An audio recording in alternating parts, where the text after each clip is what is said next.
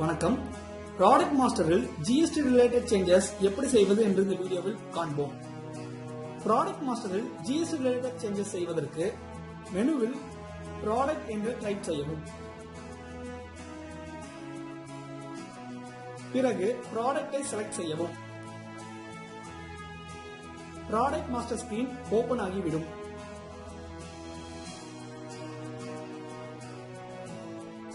இதில் தேவையான ப்ராடக்டை செலக்ட் செய்து மாடிஃபை கிளிக் செய்யவும். ஜிஎஸ்டி டேபுக்கு சென்று ப்ராடக்டின் HSN கோடை என்டர் செய்யவும்.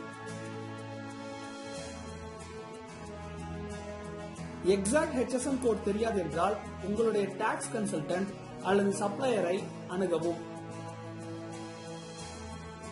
பர்ச்சேஸ் டாக்ஸ் என்பது பர்ச்சேஸ் ரேட் அல்லது MRP ஆக இருக்கலாம். அதேபோல் சேல்ஸ் டாக்ஸ் என்பது சேல்ஸ் ரேட் அல்லது MRP ஆக இருக்கலாம்.